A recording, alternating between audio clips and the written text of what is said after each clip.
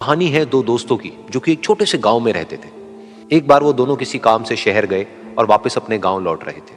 उनके गांव तक पहुंचने के लिए उनको एक घने जंगल से होकर के गुजरना, और जब वो उस जंगल से गुजर रहे थे तो एक दोस्त को प्यास लगी और वो पानी ढूंढने के लिए रास्ता भटक गए। थोड़ी ही देर बाद शाम हो गई और रात होने ही वाली थी। तो उन दोनों की नजर एक गुफा पे पड़ी जो कि पेड़ों से घिरी हुई थी चारों तरफ से। तो उन्होंने सोचा कि यही जगह ठीक है रात बिताने के लिए।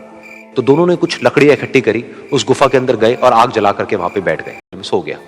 रात का वक्त था, गुफा के अंदर आग जल रही थी, बाहर बिल्कुल अंधेरा था और कुछ जानवरों की आवाजें आ रही थी। तो उन दोनों में से जो एक दोस्त था वो अंदर ही अंदर डरने लगा, क्योंकि उसने भूत प्रेतों की बहुत कहानियां सुनी थी कि रात के रात जंगल में कुछ भयानक आत्माएं भटकती हैं और अगर उनको कोई ऐसा भटका हुआ आदमी मिल जाए तो उसको नहीं छोड़ती। तो जब उसने भूत प्रेतों की बात अपने दोस्त से करी तो उसके दोस्त ने हंसते हुए उससे पूछा, क्या कभी तूने किसी भूत को देखा है?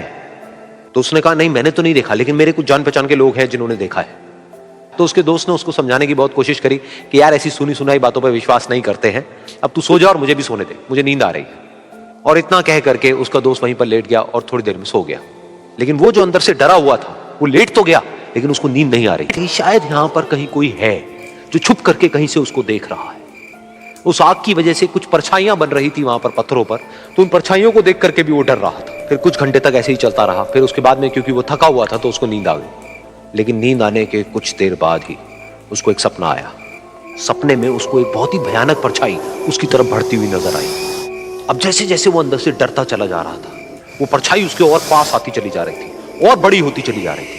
और उस परछाई में एक हाथ उसको नजर आया जिसके बड़े बड़े नाखून थे, और वो हाथ उसकी तरफ बढ़ता चला गया और उसके गले तक पहुंचने ही वाला था कि तब से उठा।